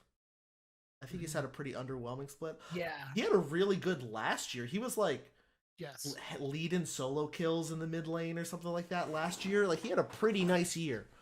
Um, Licorice is, he's the bar, you know. He's the right. you want to be a good top laner, you got to be Licorice in at least. He's the base Yeah, level. again, it just feels like Golden Guardians to me. I know I said, "Oh, let's talk about TSM," and then we just swerved. But again, another like I feel like CLG's stock is rising more than Golden Guardians. Golden Guardians to me just feels like a They feel like it's the about definite. licorice, a bar. It feel Like, yeah. As I said, it feels really bad to say because I do think they got a good team, but they just like when I see them, I just see sixth place. yeah, Like I just see I see tournament rankings 5/6 yeah, always, where I feel like uh fly I could see like maybe a 3-4 or different things like that. yeah, And talking about finally, let's talk about seeing a ninth, 10th, and that's TSM. I yeah. think they are. Well, I don't know. I'm looking at the bottom of the standings right now, and I think it's a toss up between the three of these teams, especially now that you said Dignitas got rid of River. Um, Dignitas is I think is in the dirt. go next. Yep, GG They're go like next. next They year. are go Yeah, next. yeah. Go next split. So let's say they're definitely. I think TSM and Immortals could, unless Immortals keeps I mean, going up like they've been trending. if they go, It's toss up between those two. I believe IMT beat TSM this week. Okay, So right. I don't remember who won the first time, but that's a serious like if they have the tiebreakers, now they're eighth. Yeah. Um I think TSM should be all in on Maple and Spica. I think they have gotten I think they have improved a ton. I Mhm. think all TSM needs to do is how do we keep Spica? Spica is a franchise player. Yes. If he can go to almost any team that's not Cloud9, that's not 100 Thieves, and instantly make them better. We just talked about how good River is. I think Right. Spica is still better than River. Yes. He will make an instant impact wherever he goes. Yep. I think keeping him is paramount Yeah, I because think the only teams that he doesn't make an impact on are probably the top, technically what you would think of as the top four, which I don't even know if I'd put Cloud9 in there right now. I mean, they're not. It's FlyQuest, but Inspired has just been too good on Evil Geniuses. Closer has been way too good on Mhm. 100 Thieves. Santorin, I could maybe see a case. Speak of Santorin, like Santorin's got the veteran qualities you want, and he's very good tracking wise in the jungle, but maybe I could see a case for that. And then Blabber, I don't think C9's going to get rid of Blabber. yeah, well, um, yeah, So, Inspire's probably the MVP. I think we talked about this earlier. I think Inspired's the MVP of yeah, the split right now. He's been just dominating. It yeah, hasn't been close. Um, yeah, it'd be interesting seeing what happens with Centaurin later on, seeing with Spica. I think Spica is having his worst splits of the year, of his whole career, which stinks because he was, I mean, last year at this time he was MVP. but I mean, who does he I mean, have around yeah. him? You As know? well as, I feel like they're putting a lot of pressure on him. TSM is Yeah, like, okay, you're the leader now. Maybe he's the in-game shot caller. Mhm. And maybe, and I think that's why I think he's doing better now because I think Maple's helped in. Right. I think their synergy has grown really quickly. And Spica can speak like Mandarin or Cantonese or Mhm. whatever, right? So he can speak with Maple. Him and Maple can communicate. So that's good. Um, and that's kind of why they brought in the LDL players, Mhm. right? Was because Spica can speak Chinese pretty Yep. fluently. So yeah, but This you're whole right. year should have like a 600-page book written about it one year. Like eventually, like in 10 years, it'll be like, what happened TSM 2022? Like insane. From From like all the different like coaches, this, that, Reggie, like, yeah. this player is playing, this player's not playing. Like they were just, oh, we're gonna stick to like our Didn't they definitive have roster, and that like then money laundering thing? Not money laundering, but like, oh hey, oh can I yeah, have with like the the coach? coach there, yeah, yeah, It was like, oh hey, can I have this money and then not pay back? Like yep, it's insane how many things happen to TSM and how it destroyed their reputation. yeah. Well, Um, remember in the early days of league, you couldn't go to a game or couldn't. without hearing the TSM chants, and Yep. now you rarely hear them. It's almost done as a meme. It's just a meme at this Yeah, point. yeah, and they were like the biggest thing, like up until even like 2018, probably. Mhm. We talk about the beginnings of League when you were getting into C9 and things like that. There was no bigger personalities than TSM. Yeah, The Bay Life stuff yep, everywhere, you know. yep. So yeah, I don't know. I don't know what that team. They need to commit. I think they just need to commit to a hard reset. And I know league is new, and even though we've been like 11 years, it's still new in comparison to other competitive things like sports or whatever. Um, but I think stop worrying about winning now and focus on next split and build your team up. I I think they have if they keep some of the tools. For example, if they kept uh Speaka Coach Huni, Maple, hold what on, hold on, hold on. Hold on. yeah, I said Coach Huni. Hold yeah, on, hold on, good hold on. dude. Hoodie's awesome. I like Huni. Hoodie He's fun. is was a He's another was a person great I hear player. is like a great guy And too. yeah, I've heard nothing but really fun things about him. But yeah, if you keep Speaka Maple for however long you can keep Maple, I know he's starting to get a little older, but whatever, it doesn't matter. Yeah. I Um, think and league has gotten a lot better with keeping players well. I mean, Aframu we're good. is Yep. getting up there at this point, in terms of esports getting up there. And Instinct have Chime have had moments of brilliance, but then also moments of not brilliance. So Hmm. obviously top lane is the biggest issue for them. Huni obviously had to take time off because of his hands, which absolutely is uh sad, terrible. I don't want anyone to, things like stuff like that happen to them, like Huni, like Uzi in China, Yeah. you know. But fixing up that top lane, I am not a solo fan. I think he's fine. He's the epitome of when you think NA top. Yeah. He Serviceable, but he's not going to win you anything. when I think back to like you showed me that article about the top 5 top laners and it had Yeah. Hanser as 3. And I Yeah. was like, "Huh." And then I was like thinking about it. I was like, "Wait, Hanser was playing carries. He was trying to go toe to toe. There's so often we see top laners in the LCS when they go to Worlds. It's like, well, just put me on tank duty, and I'm gonna pray I don't get dived 4 or 5 times a game. The Yeah. Dyrus. No offense to Yeah. Um, and looking back, we talked about how FlyQuest beat um top esports in 2019. Oh, sorry, 2020, and Solo was on that team, Yeah. and but he just felt like such an afterthought. I can't the Shy isn't going to see, the Shy, one of the best top laners in the world, or Zeus, one of the best top laners in the world, see, yep, Solo. They're not going to be Right. like shaking in their boots, whether if they Yeah. see Nuguri or Zeus or the Shy or people like that, or even Impact. Impact's the Yeah. goat. Impact, or,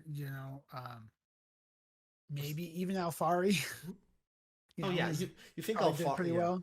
yeah. Um, or even over in the LEC, like people like Otawamne, who's typically their kind of rock player. You know, he's not gonna be like, oh, put my try hard pants for solo. You know. Yep.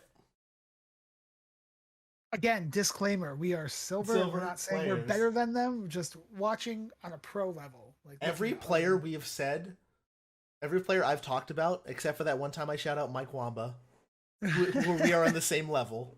Yeah. Um, Absolutely, probably one-handedly dumpster us. Yeah, In a absolutely. 1v1. Yeah. I remember one of the PAXs I went to, speaking of old players, the original EG, when they first forayed into the LCS Yeah. with like Snoopy and Yellow Pete and stuff, the CLG EU roster, who used to be my favorite team.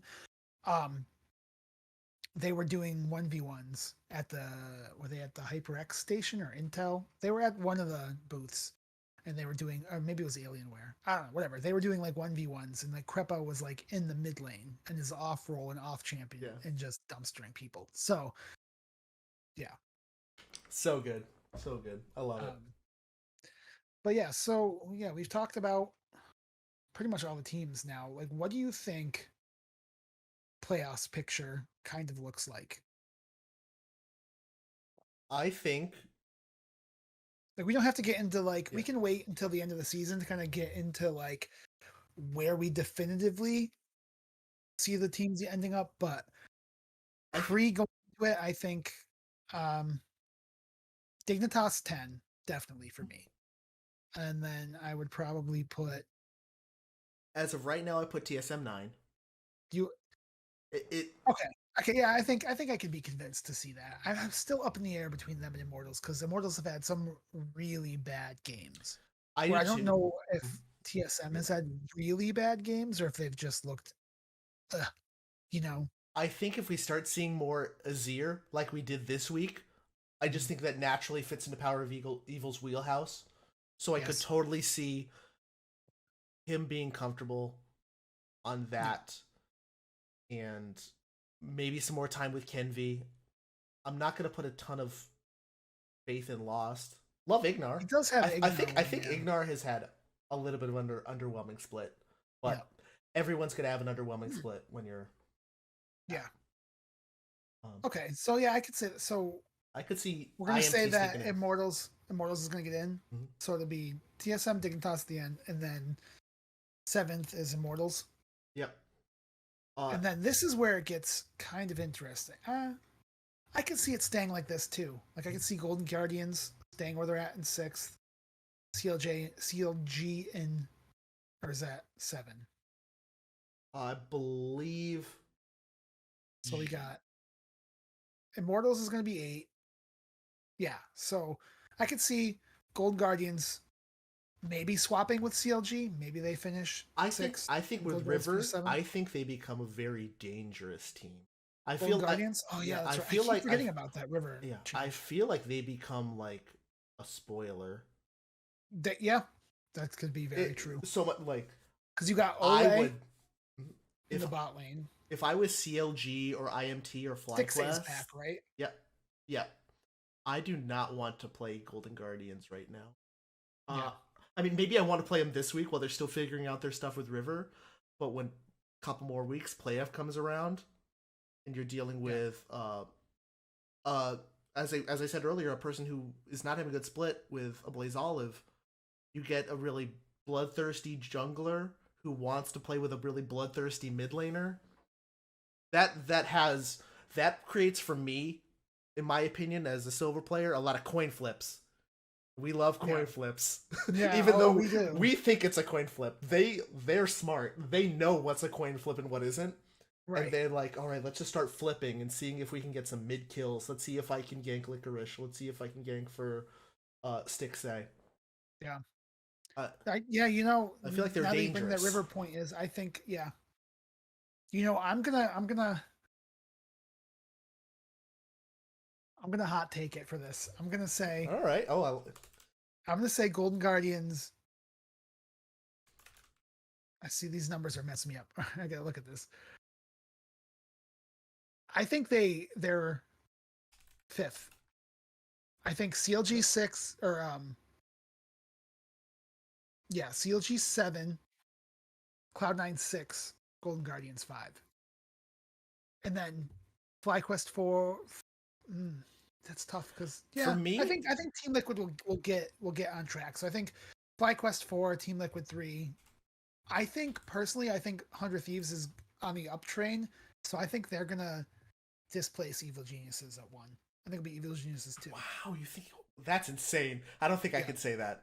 I think so. I will say is 100 Thieves is always a dangerous team in the playoffs. Also true. They, they have a decent size. Sure, they lost in the finals, but they clutched against TL in spring with Abadage's backdoor on TF. Like they got a lot. So you And have I think Abadage has looked a lot better in the recently. second half of summer. Yeah.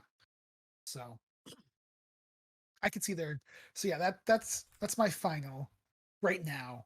We'll check it going into playoffs, but I think I'm saving 100 it. Thieves is going to I'm squeak by. saving it. Okay, 100 Thieves is going to squeak by to 1. Evil Geniuses 2. Team Liquid 3. FlyQuest 4. Golden Guardians 5. Cloud9 6. CLG 7. And Immortals 8. Yeah, we were just hyping the crap out of CLG, and then we're like, yeah, they're seventh. Oh, and you have Cloud9 sixth or Cloud9 5? I 6 because I think Golden Guardians with River could possibly upset them, and Okay, I don't think that Cloud9 to me has not shown yet the split that they are at the level yet where people think they should be. I think Fudge has played well. I think Jensen has played okay. And I think Berserker has played well. I think the rest of them, Sven has looked Sven for is his new role. in his when he hits a good champ, it's like a lock. Yeah. But other champs, it's like, ooh, nope, no thanks. Yeah. But I think they're And 6-2, I 6-2 since Sven got added on. But right, but yeah, what not big good teams looking. have they beat? And they haven't looked. I think right. So this is going to be another, I guess, quote unquote hot take. My personal opinion. Again, no disrespect towards any of these people. I don't. I don't want to see Max Waldo as head coach.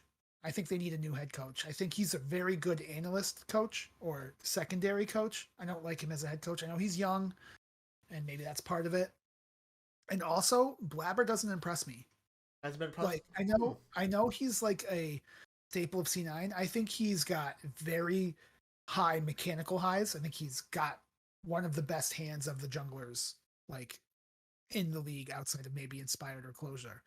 But I don't know, there's something I think it's a coin flip. Like you said with silver players, it's a coin flip with Blabber. I think he's going to take a fight he doesn't it's not looks good and he's going to lose it and it's going to lose him the game, or I feel like his maybe his decision making or something. I don't know what it is, but there's something about Blabber that I'm do you never sold fully on.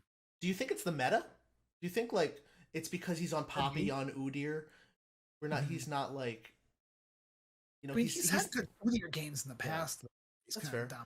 But like when I think of like, but we're not seeing it on like his Kindred or his things like that. Or He didn't isn't that the game they lost to Immortals when he well, they played might Kindred? have. Yeah, he might have. Yeah. He did play Usually Kindred he once. has a. It's hard with like C9 win rates because they're always going to be really good. But like, Yeah. I don't know. He's won a bunch of MVPs, and I'm not saying mhm. he's a bad player. He's a really good mechanical player. I don't know. I don't see the consistency that you get out of someone like even like Santorin or you know other junglers. I don't know, or closer. Yeah. Closer just like is always like I feel like playing fights really well, making really good decisions, really good ganks. You know, and that could be just Blabber is a very carry, I feel like, oriented jungler where he's going to farm for himself and, ask for your help to back him up. Like with Niski, like when they were Oh doing pretty yeah. well, was always like Blabber taking these fights in the jungle and Niski playing champions that would roam up and help win that skirmish. This kid's like a dream teammate. So I don't know. I have been unimpressed by the roster. I thought coming in it was going to absolve some of the problems, like with not someday Summit and stuff like that, and Fudge being in mid lane, and then getting Jensen, who's a veteran, and Fudge going back to top, and Fudge has been playing really well. and then getting Sven as support, who's been a bot laner, so he knows the lane. Yeah. So I don't know. I just thought they were going to be looking a little better than they have. But we'll see. I mean, they could turn it around, and I could be wrong.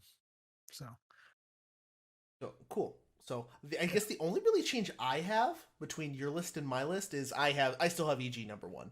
okay. I still have EG number 1. Do you think that JoJo is one of the best mid laners, or do you think he's been playing a serviceable job, like a really good job, but Inspired and Impact have just been like lights out, and Vulcan just with his roams and everything? In our region, a serviceable job as a mid laner means you're one of the best mid laners in the league. Okay. Like that's the kind of a jerk thing to say, but I think he's not dying. He's roaming well. I think just doing that means you're a good mid laner in this league. Okay. If I don't know if it's, as I said, don't know what's going on. If I was Inspired, all-star jungler, incredible jungler, and I'm Vulcan, a very well renowned support, impact, legendary top laner. Jojo and Danny, just don't die. Just don't die and you're fine. We got this. Obviously, Danny's been a very, very good late game clutch player. Yes. And Jojo has had very good moments of brilliance. I think Jojo is skill on the trajectory that Danny was last year. Yep. Where he was like, they kind of put him in safe roles, right? Like play the Tristana or whatever, something that like he could be protected on, and then have like in team fights. He's easy like to fit in team comps. And then this split, this year, he's obviously like grown. Mm-hmm. I think JoJo's going to be that. I think next year he's going to be. I certainly hope so. JoJo having a sophomore slump would be terrible for NA. Yeah, absolutely especially terrible for after NA. all the hype and all the all the shit talking online and stuff. I think if he can keep the level of shit talking and keep that and having not a sophomore slump, that'd be great. If I was LCS right now, I would put everything I had into Vulcan. Vulcan's hilarious on Twitter. Everyone likes him. He does stupid things like when he ratios people. Things like that. He is a guy that should be the face of the league right now. He should be the face of the league right now. I feel like he's on the uptick to do it, especially if EG win again this split. Yes. But him, like he's funny, he's intelligent, he's a solid to great player. They should put everything into that, because it's very hard to have a very great player who also has a very great personality. That's no offense to people that are great. But yes, because a lot of times greatness comes from them being super focused, things like that. I mean, look at Faker. I've heard Faker's amazing at the game, and he's very popular because of how good he is. But I've heard his personality is like water, like bland, just normal, So and I think it's very hard. It doesn't come up often where you get both. So it's like we should be pushing people like Vulcan. We should be pushing people like Huni. Yep. Things like that. I think those. Well, that's wonderful. Closer. Yep, like Closer. That whole thing with him and Abadage, when Abadage was like swearing on stage. My girlfriend loves that. It's hilarious. She just walks up to me sometimes and goes, "What the F are they doing?"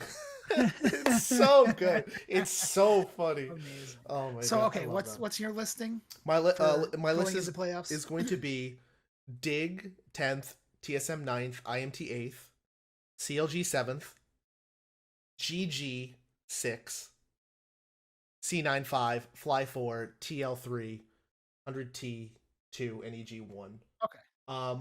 I think that's final standings. Right. But I would not, if GG looks good, I would not want to play them. I would not want to play against them. I think they're dangerous. I think I would never want to play against 100 Thieves, because their closer is too clutch. He is too clutch gaming. And we got one. No, it's a super week. The last week's a super week. So we got 1, 2, 3 weeks left. So yeah. I think C9 is more together right now. Uh, and I can also say this with potential confidence. There's a total chance that Fly falls off. They There is. they solve the Philip thing. They solve Jose Takui, but I think Takui's had such a great split in general as well, right alongside Jose, and I think Aframu is always going to be that player that everyone wants on their team. Veteran, Yeah. still got mechanics, still a personality. Yep. Is exactly who you want. Can lead the team. Mhm. You know, because some veterans just can't lead. Like, I don't think Dyrus was ever a leader. You know, in his time. I mean, that's just his personality. I too, also don't but think he was also not given a chance to. also very true. That's the timeline of Reggie, and Mhm. you know, we know how that was. But yeah, so I think that covers like LCS for this week for right now. I like that. I think we should probably just spoiler alert and hold on to the RPG talk for next week. I just noticed how long we've been talking. Yeah. So yes. I think this is a good wrap up spot. Perfect. Well, hey, worst comes to worst, we have stuff to talk about next week or the week after, whenever we decide. Right. Cool. Also, yeah. So just a little wrap up, I guess. What have you been playing? What have you been other than League, or like what is you've been into right now? Hitman 3. Been playing Hitman 3. It's been such a fun ride. I've also been playing a lot of one of the games that I was going to talk about, the JRPG section, so I'm going to hold off on that. Okay. What about music, movies, anything like that? You want to shout out? Shout out to Marvel. Hey, good job. Right? Yeah. Keep making millions of dollars that we'll never see. My money.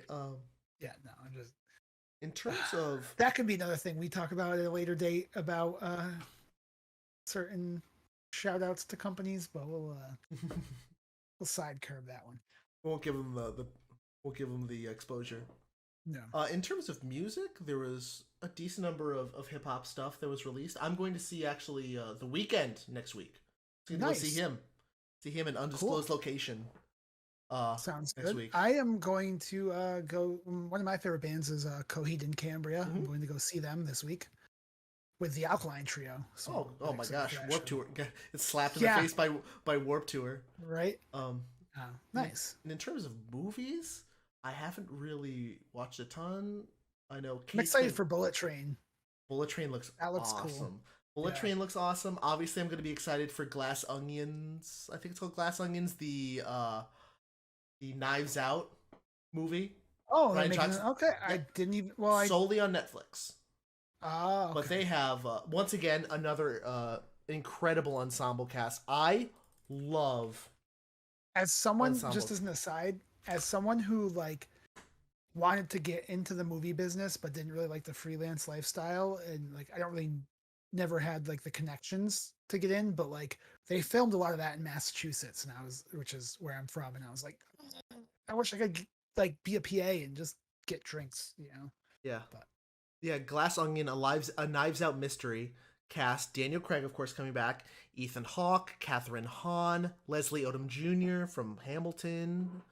Nice. Dave Bautista, Janelle Monáe, the great artist Janelle Monáe, Edward Norton. There's some great talent. I love these like get everyone involved, you know, as many people as possible into this. Right, I'm excited for that. Yeah, nice. It's gonna be incredible. It's so nice because 2020 and 2021 were so hamstrung by the pandemic, of course, for good reason. That now it's just like we're getting big movie. Not only in the theaters but also on streaming. Yeah, things like that.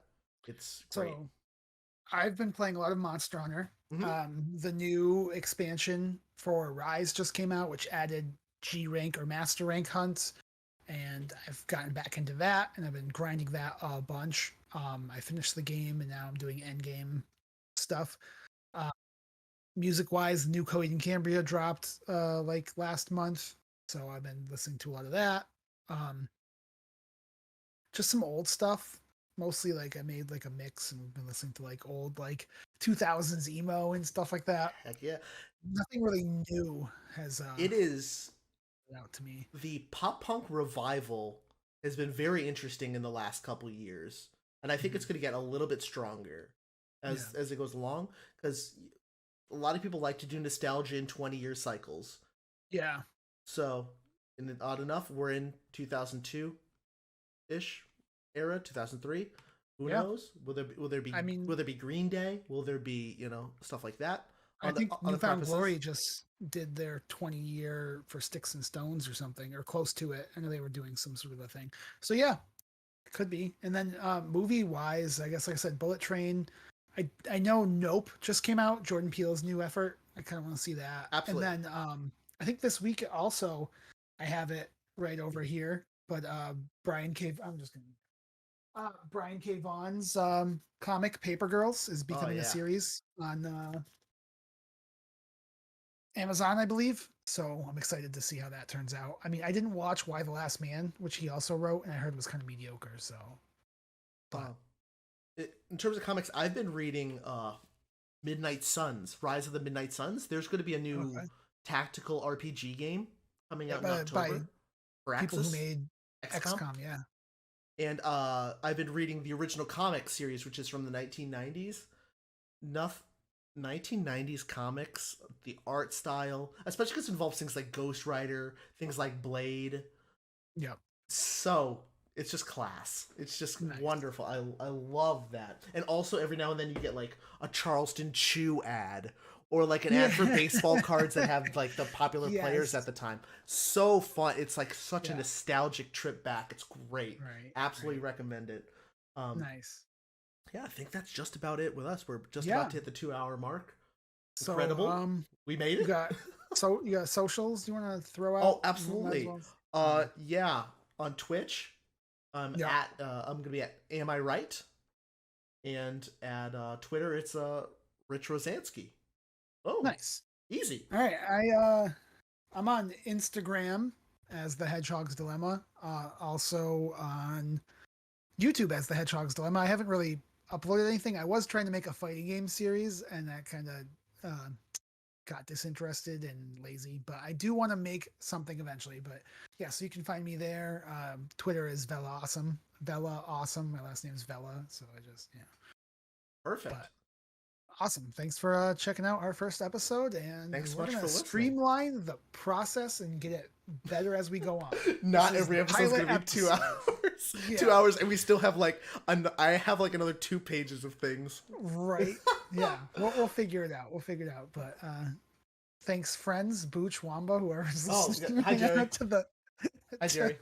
Have the fun playing pilot Tarkov. episode of the Untitled Nerd Podcast, episode one. What? All right. Thanks so much, everybody. Have a good one. All right, take it Bye. easy.